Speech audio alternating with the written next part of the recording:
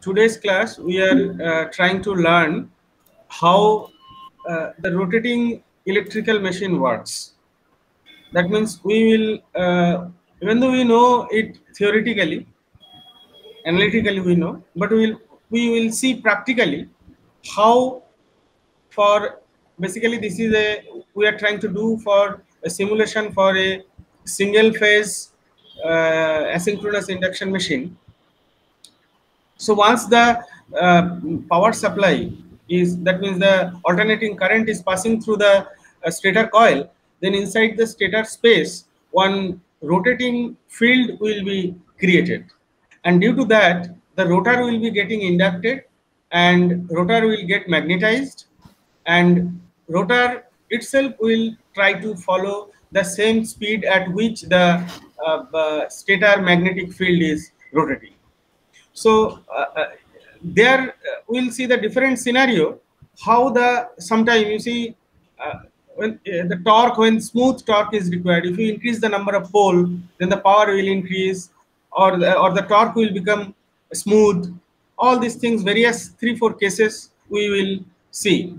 Basically we are continuing this course for a BLDC motor design. So before that, we are just going through the basics, fundamentals, how the induction motor works. Then we can model for the BLDC machine. So now Shoham will present the one model from the scratch. What are the parameterization is to be done and how it is done. Then he will show for various configuration how the rotating flux will change. So we start with a console and go on new file selection. We select a 2D model, and we are using the electromagnetic fields. So we select this, we add it to our interface, then we go next, and we are studying in frequency domain. So we add the study as frequency domain. Okay, so here you can see I have added the study as frequency domain and magnetic fields are added. Now we'll start with the basic geometry. So that will be the outer stator. This is the outer diameter of outer radius will be SO. Here I'm using SO because I have defined the parameters over here. Here SO is the stator outer radius, then SI is the inner stator radius, and here are all the parameters I'll explain as we go ahead. Here is the outer stator, then we build the inner stator, so that we need a hollow, right, for the rotor in between. So we subtract them both by selecting the outer region and then selecting the inner region which we want to subtract, and build select. So there is a hollow space created. This is basically the stator created. Now we'll move on to the coil creation. So to create a coil, we make a circle of radius CO that is mentioned over here. CO will be 30 mm. This 30 mm, and the positioning will be according to this. So what does this mean? That SI is the radius of the inner circle. We add CO, that is the radius of this coil, and we subtract 2 so that it overlaps. You can see over here it is a bit overlapping over here, so that this will be helpful in further. This will be the inner circle which we have created using the same criteria. CI is the inner parameter, which is 24 mm, and the location will be same because same centers. Then we use a rotate function. In geometry we can access by using transform rotate. In this rotate we select which objects we have to rotate, so that will be both outer and the inner circle, as you can see. Then we set the angle, like the start angle from which we want to start rotating, the step by which steps we want to rotate, and this is the stop angle. So we have to complete a circle, so it's 360 degree. This start angle I've mentioned over here in the parameters as 15 degree for now. If I set it as 30, you will see what's the difference. 15 degree I have set, and if I select build, you can see 15 degrees apart, circles are built about 360 degree. If I change it to 30, you can see 30 degrees apart they are there. So for now, we'll keep it 15. We are working on 24 coil and 4 pole. So that will be 15. So you can see why we are using the parameters. It is easier to, we don't have to change it again and again over here. Then we take a difference. Okay, so difference, basically we have to select a coil. We need a hollow space, right, for the coil. So we select all the coils. We go on difference. Okay, this. Okay, I have to select more. We select all the outer coils. Remember that. To select the outer space.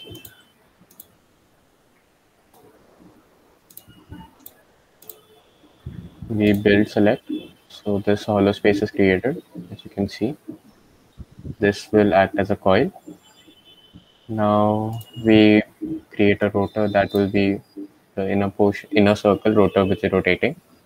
That radius is also given in parameters. Then we add a covering to it on the top so that we can fill air in between.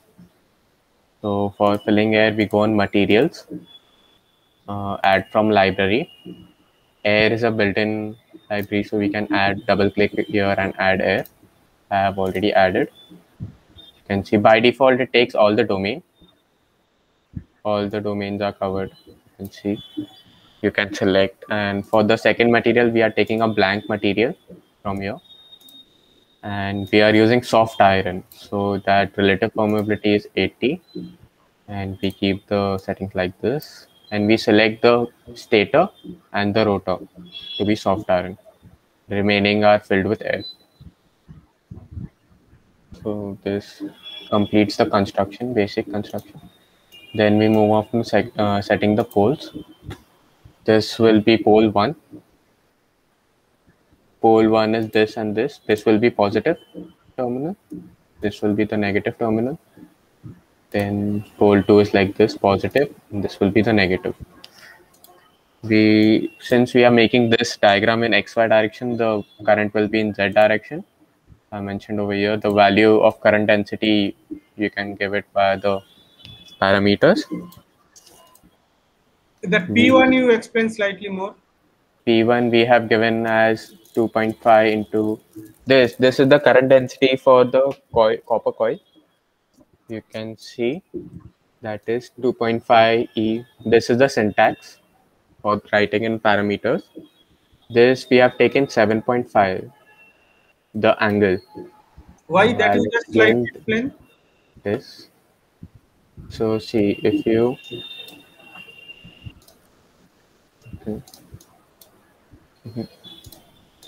here, if you see this coil, we have taken 1, 2, 3, 4, 5, 6 as one of the coil. So our the current density, the magnetic field line will be in between both of them.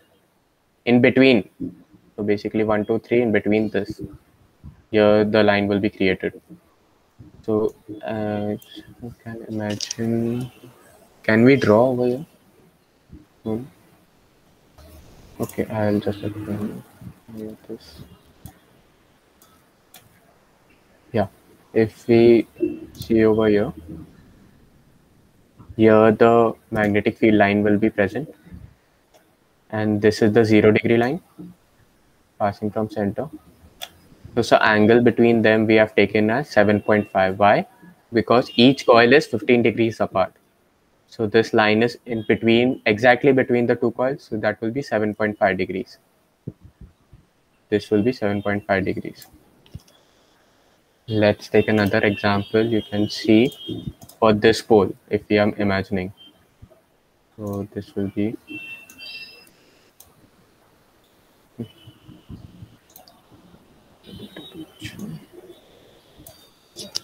This pole we are imagining. This will be the horizontal line. That was the vertical line. This is 90 degree. And our coil will lie 1, 2, 3. It will lie here, as you can see. It will be ahead of 90 degrees, so that will be angle will be 97.5. The angle between the two coils is 15 degrees, and in between it is passing. So that will be 7.5 we have to add.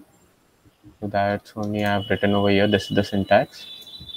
First angle 7.5, second angle is 97.5.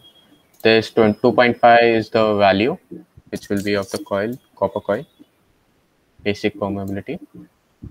Then the current density. Here we can see the mesh which is built. This will be the mesh. Then we go on study. We have to set the frequency as 50 hertz we have taken. Then we go compute. As you can see, it is compiled. So it is ready. So you can see we can increase the arrow size. It is maximum, I guess. But yeah, you can see the red lines it is passing. And here we go on animation player. Okay, you can select the file layer only. Then we go on dynamic data extension, and you can set the number of frames as you want. I'll repeat this forever. And yeah, we compile it.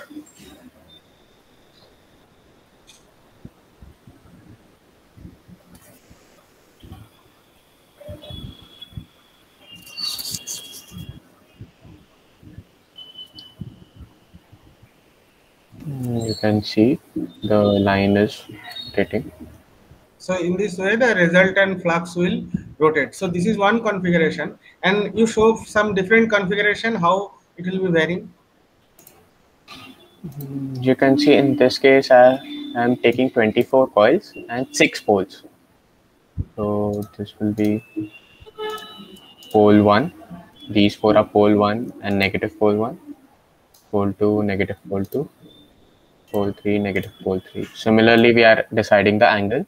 In this case, it is in between both of them. So that is 15 plus 15 plus that will be, you can see. Okay, pole 1. Here is 0 degrees plus 15 degrees became here. Then we add 7.5. So that is 22.5. Similarly, for pole 2, you can calculate like that. Mesh, build on, we study this.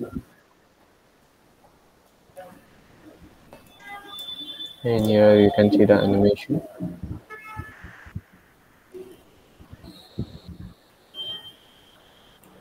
So this is for 24 pole, 24 coil and 6 poles.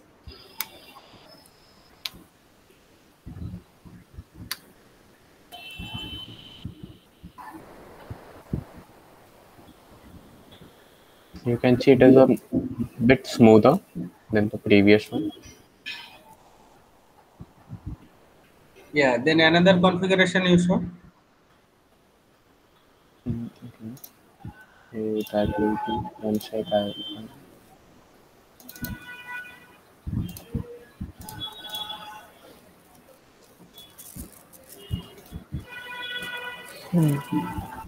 Shoham computer is slight faster, I think.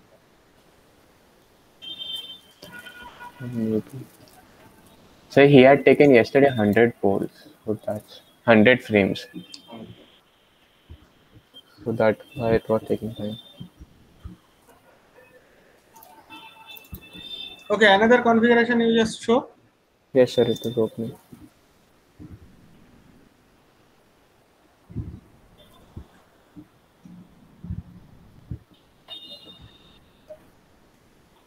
Here we have taken 6 coils, 12 coils, and we are 6 building poles. 6 poles. One pole. So in this case, you can see it is the angle will be in between them. So that will be 15 degrees. So as here you see, what will happen as there is a discontinuity, means there will be discontinuity in between two coils because the slots are aparted. So due to that reason, you will get the flux will not be smooth. So in turn, it will not produce very smooth torque. You can see here if we build this.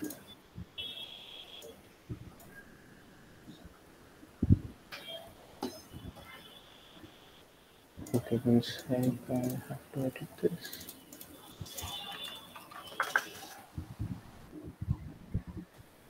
This expression.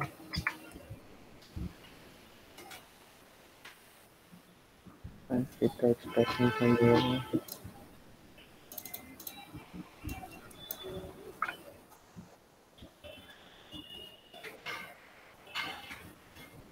So the first angle will be 15 degrees. Second angle will be 75. And we need one more, P3. That will be 135. 135 degrees. Yeah. Okay, 135 degrees. I can give here minus P3. P3. Then minus P2. P2. Minus P1. And P1. We go on manage, build, study, compute.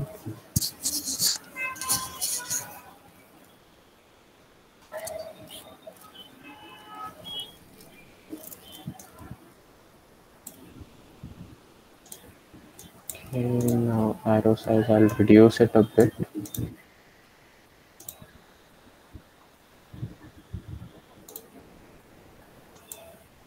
Then animation we can see.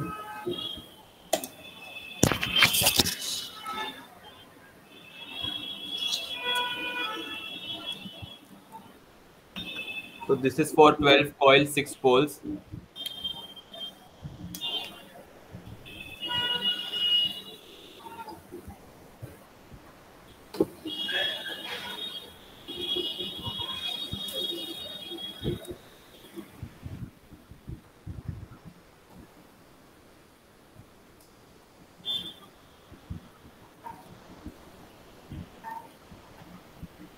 Expand the animation a little more.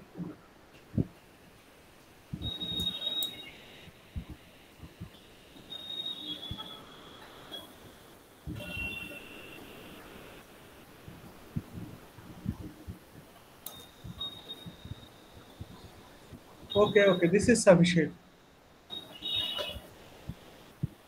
Okay, you see here the transition when the resultant flux is getting, it is at the transit, it is slightly discontinuity is coming because your slots are aparted.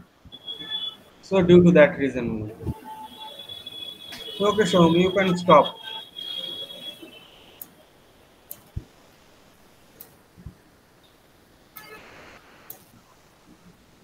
Okay, now you